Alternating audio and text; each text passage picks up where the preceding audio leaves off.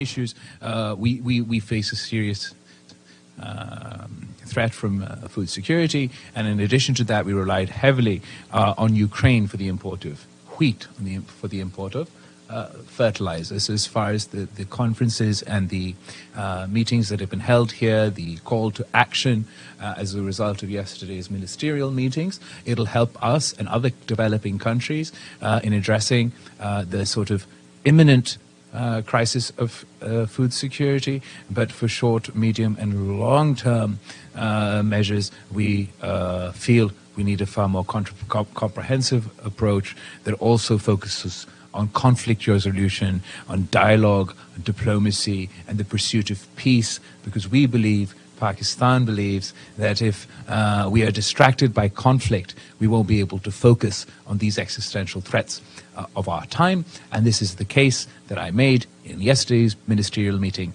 and today at the UN Security Council. I now give you all the opportunity to ask us some questions.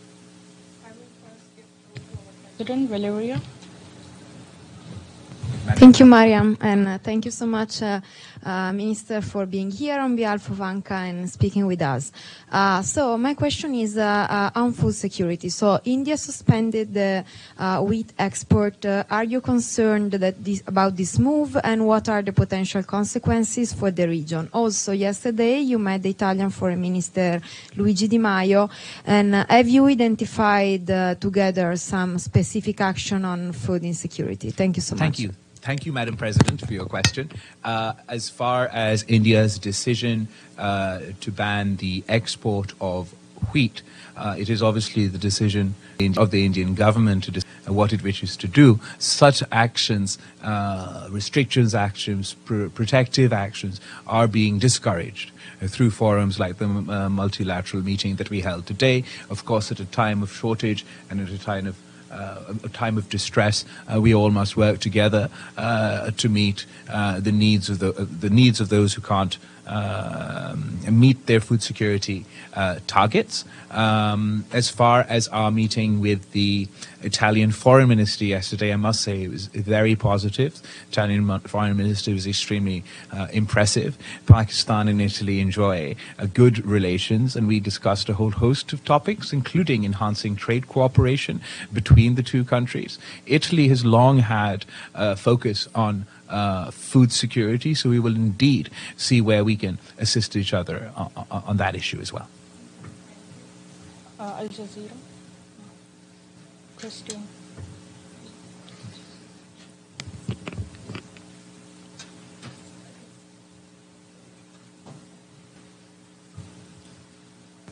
So sorry, jammed in the holder there. You've talked about the struggles with food shortages in your own country.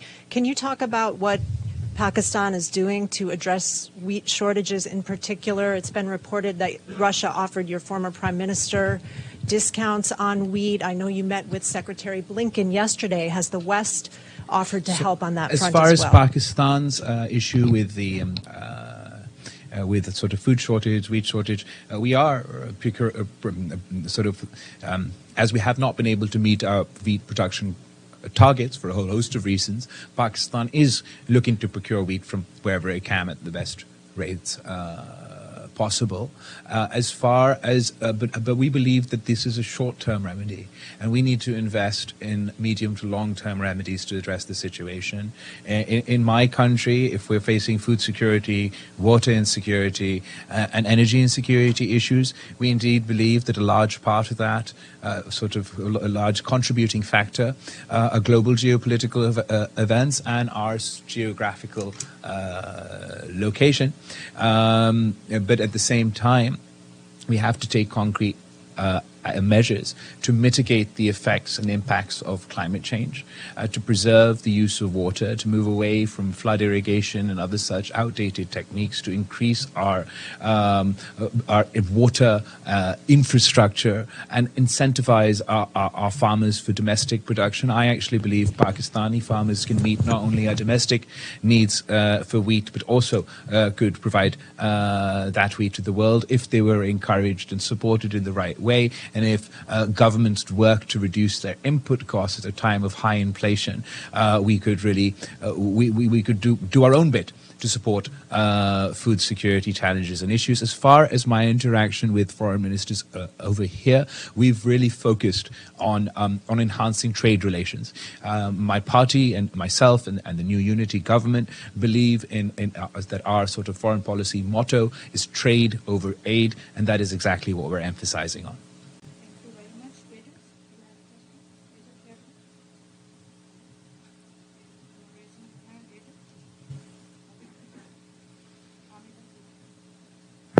Thank you, Mr. Minister. I'm not Edie, but she'll come around.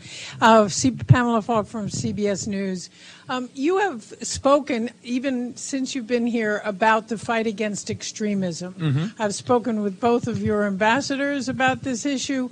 Can you explain, or at least update us, on where terrorism and Pakistan stands? I know it's a very big question, but it was a big issue this past summer. What do you see now in terms of the scenario? As far as terrorism and extremism is concerned, this is a consistent and long-term existential threat to all of us.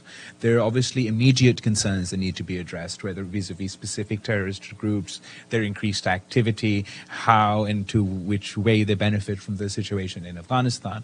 But as far as our country's long-term approach is concerned, that needs a lot of political ownership and consensus and investment in across the board, where we not only fight the sort of militant component, the kinetic component of this conflict, but we also the ideological component, and we fight the narrative component. Pakistan has a national action plan that is all-encompassing. It combats hate speech, it combats extremism, it combats this thought, this ideology, this poisonous and toxic ideology, and has a way forward to deal with specific groups. Unfortunately, despite having this plan being born of consensus, it hasn't been owned and implemented in the way it should have been by the previous government, and I would certainly emphasize on the new government, of which I am a part, that we fully own the National Action Plan and implement it, walk the walk, walk the walk that we talk about to ensure the safety not only of future generations in Pakistan, but also in the international world. Thank you so much. Michelle, thank you. Thank you, Minister. Michelle Nichols from Reuters. The previous Pakistan government was a little reluctant to condemn or join a chorus of international governments condemning Putin for his invasion of Ukraine. What is your government's assessment of what Russia has done in Ukraine? And then on a bilateral level, ties between Pakistan and the United States. What challenges do you see in that relationship, and can they be overcome? Thank you. There's no sea change in Pakistan foreign policy between the previous administration and now. We do, of course, have a more nuanced foreign policy, but as far as this particular issue is concerned, Pakistan is in favor of peace. We, from our own perspective and our own experience, have just seen how after decades of conflict in Afghanistan, how ultimately dialogue and diplomacy were the path to a conclusion. And our case before the world, made it today at the UN Security Council, is just that, is to learn from our experience and deploy the tools of dialogue and diplomacy now to help pursue a peaceful resolution for this conflict. We believe that this and other conflicts around the world serve to exacerbate issues, distract us from existential threats like climate change or even global pandemic, which we are experiencing at the moment. It's not over. So that is our sort of our primary message. Pakistan, despite having limited resources, has done whatever it can within a humanitarian crisis, within a humanitarian context. We have been leaders in advocating for humanitarian aid in Afghanistan and chipping in our part over there. We've also, despite our limited resources, been providing humanitarian assistance to the people of Ukraine. So while our foreign policy is more nuanced, there's no sea change in our approach. Your second question was more... Oh, okay. So on the bilateral front, we absolutely believe that engagement with everyone and consistent engagement is important, regardless of events and ground realities. And it's only if we have consistent engagements that we can deal with the multitude of problems that we do face. I'm particularly pleased with the way that the engagements that we have had on the sidelines of this of the United Nations have gone so far. I believe Pakistan and the United States have a long history.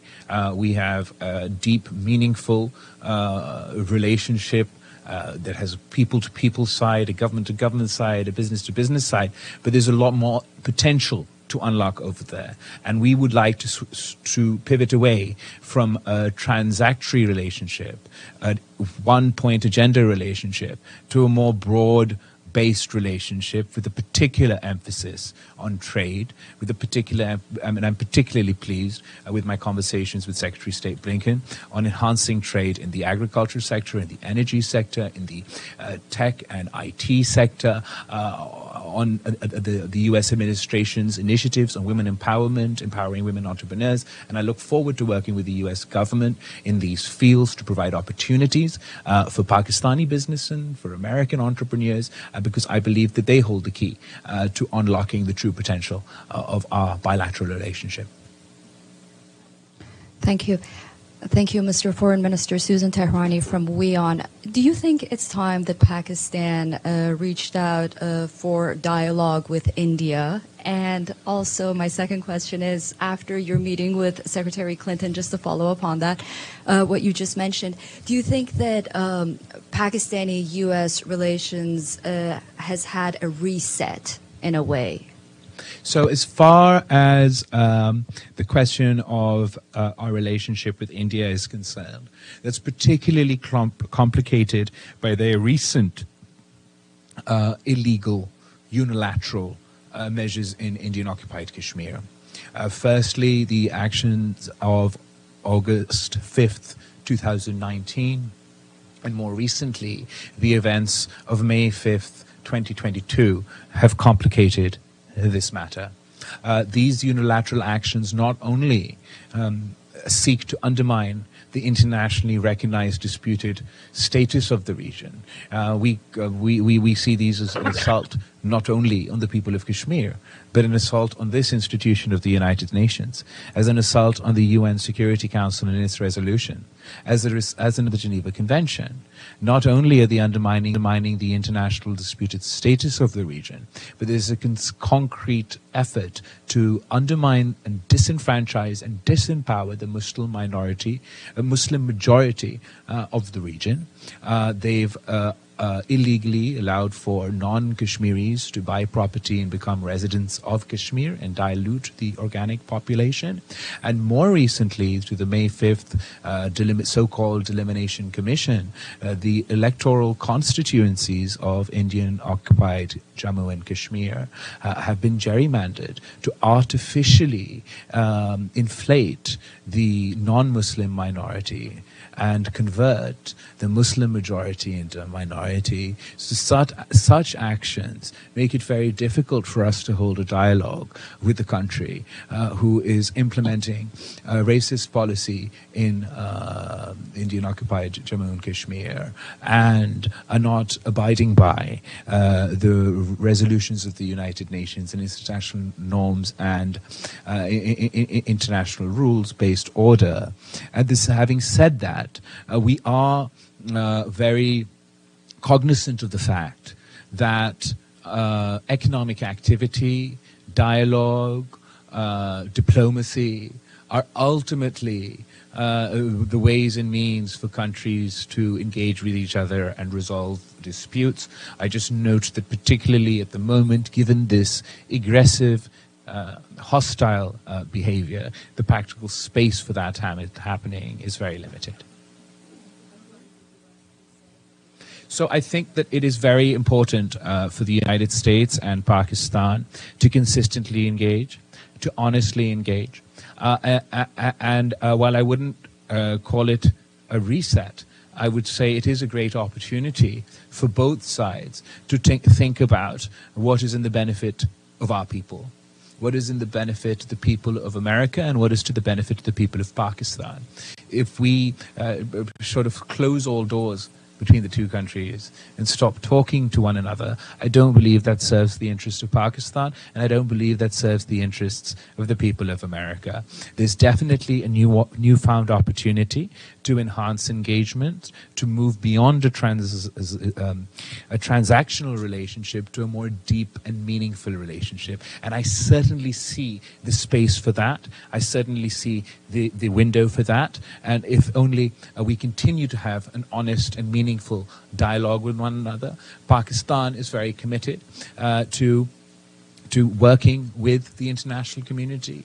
We want to, we are a modern Muslim nation that will be taken seriously on the world stage. We will conduct ourselves in a responsible manner and in an honest manner, engage with everyone, be friends to all and enemies to none, and hope to work towards the mutual benefit of our two countries. Thank you, Minister. Betül Yürük, Turkish News Agency. We heard some of the ministers at the General Assembly today at the International Migration Review Forum raising concerns about the rise of threat in Afghanistan and, as a result, a new wave of migration. As a neighboring country to Afghanistan, how concerning is this for Pakistan? And also, how should the international community engage with the Taliban regime? Thanks. Thank you so much for your question. And the issue of refugees and migration is a sort of a hot button topic in countries across the world. Particularly given the events in Afghanistan, it is most certainly a fear for us and all neighboring countries. We do fear the possibility of the floodgates opening to massive a refugee crisis like we've seen in the past. As the humanitarian situation in Afghanistan worsens, as the economic situation in Afghanistan worsens, the threat and likelihood of this happening increases. That is why Pakistan is very keen that we don't send a message to the people of Afghanistan yet again that after decades of conflict that they are abandoned by the international community. Pakistan is working particularly hard to assist in the humanitarian crisis and encourage the international community to engage with Afghanistan and engage with the humanitarian crisis in Afghanistan, to stop a total collapse of the Afghan economy. Because surely if 95% of the people of Afghanistan are under threat of poverty, of going below the poverty line, that not only has consequences for Afghanistan, but it has consequences for Pakistan and indeed the rest of the world, one of those manifestations would be in the form of refugees and migrants. Can I have a follow-up, please, on Yes, Afghanistan? Taliban has rolled back all the sanctions that have been imposed on women in terms of dressing, education, suspending of education. What does your government convey to the Taliban, your position on that? So the Pakistani government is very clear in private and in public that we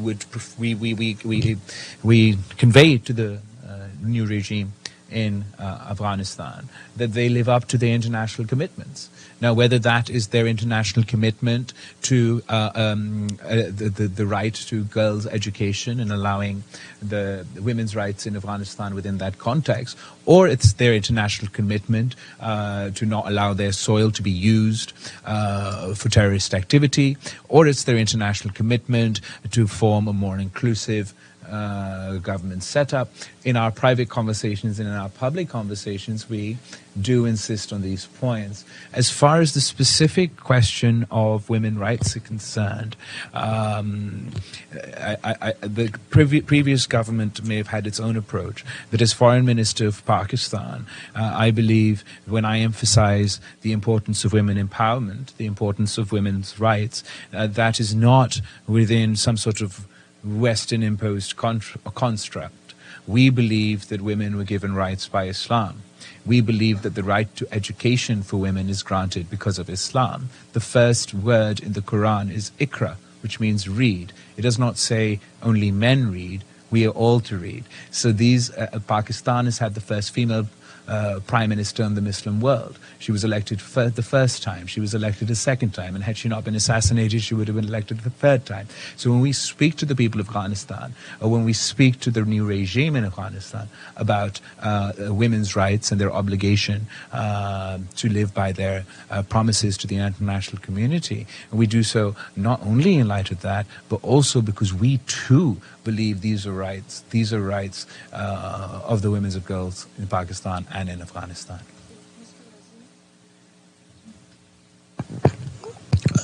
Okay, my question is about that. History tells us that we have been ally of the United States against Russia in Afghanistan. Now, how this new government is trying to overcome that, and secondly, because of the trip to Moscow by the former Prime Minister, there is a wave of disappointment among Europe and America for not, making any condemnation of the Russian invasion. So where does your government stand, and how you are going to make a rapprochement towards that policy? As far as what you're referring to at the start about being allies in Afghanistan, that is also now very old history. That is the history of the 80s, and obviously the Cold War context and what went on there is now part of history. As far as the former Prime Minister's trip to Russia, I would absolutely defend the former Prime Minister of Pakistan. Pakistan's Prime Minister conducted that trip as part of his foreign policy, and without knowing that no one is psychic. No one has a sixth sense. There's no way we could have possibly known that would have been the time to start, that the current conflict would start. And I believe it is very unfair to punish Pakistan for such an innocent action. Of course, Pakistan is absolutely clear as far as it comes to the principles of the United Nations, as far as it comes to the principles of non-use of force, and all of the principles of the United Nations, and we stand by the principles of the United Nations. We are not part of any conflict. We do not wish to be part of any conflict. In fact, we will continue to emphasize on the importance of peace. We will continue to emphasize on the importance of dialogue and diplomacy to resolve this conflict as soon as possible. And we will certainly not take any sides or take the sides of any aggressor within this context. But Pakistan has its own problems.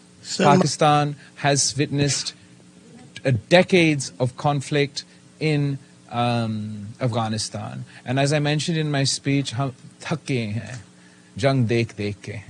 हमारे बच्चे भी शहीद हुए हैं, हमारे क़यादत शहीद हुए हैं, औरतें मर्द शहीद हो चुके हैं, और हम समझते हैं कि अगर डायलॉग और डिप्लोमेसी के टूल्स इस्तेमाल किए जाते हैं तो हम काफ़ी ऐसे जैसे मसले हैं इनका हल निकाल सकते हैं. Sir, my follow-up question is, Pakistanis live in America and Europe.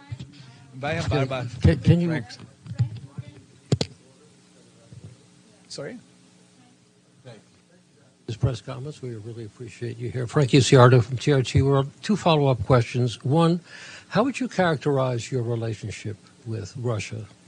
And number 2 is, how would you characterize your relationship with Russia and Vladimir Putin? And number 2, when the U.S. withdrew from Afghanistan, do you feel that they left a vacuum for terrorism which would endanger your country? Thank you for your question.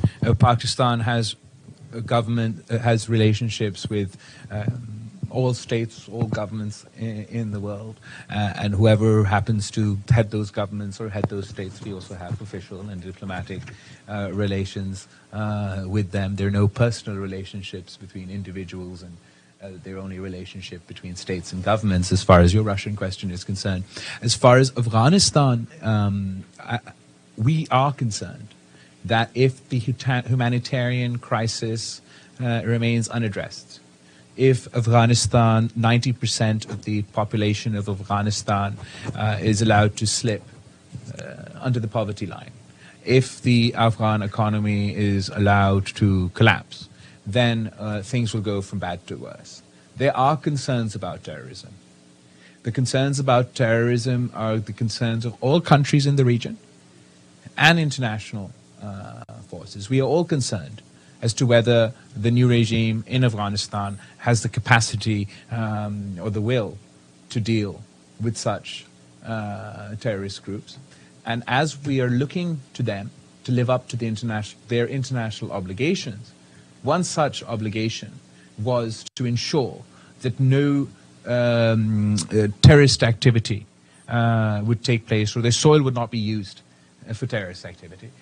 So we're hoping that on the one side, the new regime in place over there would do whatever they can to discourage such elements. And on the other side, we are working with the international community to help alleviate the humanitarian crisis developing there, the economic crisis developing there, because we believe that allowing the Afghan people to feel that they've been abandoned once again, allowing them to plummet to the depths of poverty and having an economic catastrophe has no plus sides and only negative sides for everybody involved. Thank you. Thank you so much, Foreign Minister. My name is Abdul Hamid Sayam from the Arabic daily Al-Quds Al-Arabi. I see so much similarities between the behavior of India in Kashmir and the behavior of Israel in occupied Palestine.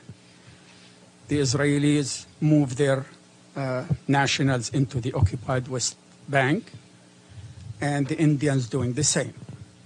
The Indians scrapped the special status of Kashmir, as you know, and Israel considered the West Bank as part of Greater Israel. The same thing applies to the relationship between Prime Minister Modi and the former Prime Minister Netanyahu and the current one. So the government of Mr. Imran Khan was committed to see the struggle in both and support them. How do you characterize the policy of your government regarding both the struggle of Kashmiri people and Palestinians? Thank you There's very much. been consensus across the political spectrum in Pakistan, whether it comes to the question of Kashmir or it comes to the question of Palestine. We are unanimous in our support for the people of Kashmir, and we are unanimous in our support to the people of Palestine. The parallels that you see are seen by a lot of people that observe the situation in both. We just spoke at the United Nations Security Council, where we observed that occupied territories such as Palestine and Indian illegally occupied Jammu and Kashmir face the misery of perpetual conflict, never-ending perpetual conflict that result in many miseries, including hunger. We believe that we must continue to highlight the plight of the people of Kashmir and the people of Palestine. We are still, very recently, the murder, the assassination, whatever word you like to use, of, wearing press identification material and still being shot in the neck, and then the fact that her funeral was also attacked really shook the international community in a way that that many images and events have been unable to shake in modern times, and the plight of the people of Kashmir more often than not goes unnoticed, which is why there's an extra burden on the Muslim community to speak out for our brothers and sisters who cannot do so effectively for themselves for one reason or the other. Thank you, sir. Following up questions on Afghanistan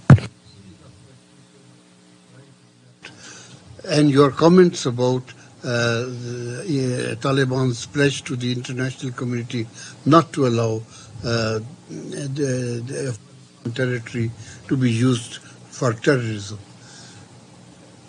The Taliban recently claimed that they have brokered an accord between Pakistan military and the TTP Tehreek-e-Taliban in Pakistan.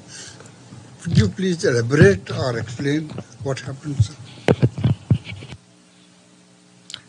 Iftikhar साहब, आप जहाँ तक TTP के issue है, as far as the Tehreek-e-Taliban Pakistan is concerned, they have a very troubling history of the way that they've conducted themselves within Pakistan. Their terrorist activity is has been the most the significant challenge within the terrorism within terrorism in Pakistan. Pakistan ke the biggest terrorist attacks in Pakistan, the most devastating terrorist attacks in Pakistan, are linked to Tehreek-e-Taliban Pakistan. Whether it is the APS attack in Peshawar on the school children who were murdered in cold blood, whether it's the attack on my mother, Shaheed Mohtarma Benazir Bhutto, and a whole host of terrorist activity in Pakistan are linked to these groups. Pakistan has, at different times, tried various approaches to deal with terrorism. We go after those who commit terrorism. We pursue those who are involved in terrorism. And we've also had a policy of engagement. And we've seen in the past that the policy of engagement is that, to put it generously, has had limited results. At the moment, there are reports of, as you mentioned, as you stated in your question, and I can't add much more detail to that, other than to say that I'm monitoring the situation, and I hope that, unlike the past, if there are any dialogues going on right now, that unlike the past, they bear fruit. But it's important to emphasize that we must insist on the new regime in Afghanistan that not only their own soil not be used for terrorist activities, but groups like the TTP that are linked to the TTA and other such terrorist groups are also discouraged by the new regime in Afghanistan from conducting terrorist activity anywhere else.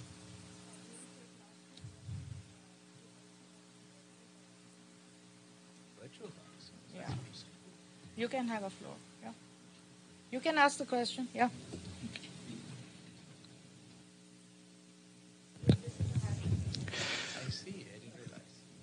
Natiq Nailoğlu, Azerbaijan, Real TV. Thank you, Foreign Minister. My question is, how will the change of government in Pakistan affect Azerbaijan and Pakistan relations? By the way, is an official visit to Azerbaijan on the agenda? So Pakistan, the people of Pakistan, the people of Azerbaijan enjoy great relations, and I, for one, would be very keen to enhance the relationship between our two countries. I don't think you should expect a change in any way, shape, or form as far as our foreign policy is concerned with Azerbaijan, with the change of government. Wad bro, how are you doing? Sorry I missed most of this, but I hope to make up for this with three quick questions. One, go ahead. So what do you think of the reputed nemesis of Pakistani democracy, and especially your party, the PPP? I'm talking about the Pakistani army. What's your new considered opinion on the military establishment, considering your current posting? Number two, what is your opinion about how long your government is going to stay in power, considering the speculation that is ongoing on the ground these days about the longevity of your government? And thirdly, sir, finally, how does it feel to be here in New York, in the same place where your famous grandfather was, and especially made that famous speech here in '71? How does it feel to be back in business? Thank you, Vijay. How long have you been in New York now? 3 years, sir. अच्छा, इन सब को बिठा के आप खुद इधर पहुंच गए थे. जहाँ तक as far as your question is concerned, nemesis is not a word I would use. The Pakistani army is not the army of any one political party or any one Pakistani. It is a national institution and belongs to each and every one of us. It has always and consistently been the view of the Pakistan People's Party. It is in our manifesto that all such institutions should play their constitutional role, their legal role allowed in accordance with the law. It is why we've consistently advocated for them to be apolitical. And the success of the no confidence motion in Pakistan, the first time a democratic constitutional procedure has been used to oust a prime minister, unlike in the past, where only unconstitutional and undemocratic moves have been deployed, is a success, is an achievement of Pakistani democracy. It is an achievement of the Pakistani constitution, and it goes a long way to speak about the progress that has been made by Pakistani institutions. Obviously, nothing happens in a vacuum, and this one event or this one achievement does not wash away the effects of undemocratic steps that have happened in our history. We believe that this is a patience game, and one has to, it's a long grind, and one has to work very hard to consistently pursue democratic principles and regain democratic space and regain space for parliamentary democracy in Pakistan. The challenge for our new government it is challenging because this is the first time in Pakistani history that any government or any party or group of parties have got off the opposition benches and moved to the treasury benches. And as you're very, very well aware, the methods used by the former prime minister at the moment draw parallels with the methods used by the former president of this country. And America has a 200-year-old democracy, but they too are finding it hard for their democracy to cope with post-fact politics. Well, I don't even see it as post-fact anymore. It's like alternate reality politics, and everybody has their own reality in with which they function. So these challenges for a 200-year-old democracy have been difficult, and they will be difficult for a young democracy like Pakistan, which is why it's all the more important for all political parties in the coalition to come together, to take the difficult decisions necessary to lift Pakistan out of the multitude of challenges that we face. We have, on the international front, we have a foreign policy vacuum. On the domestic front, on the economic front, we have an economic catastrophe staring at us in the face, and we have a highly polarized political society. We need to now do the work of government, work together to take the difficult decisions, implement the necessary reforms so we can move forward. And I believe as long as we do that, and as long as we conduct ourselves in that way, then there is very little to challenge the new government and this extensive coalition. But if we fail to do our own job, then we will face many challenges.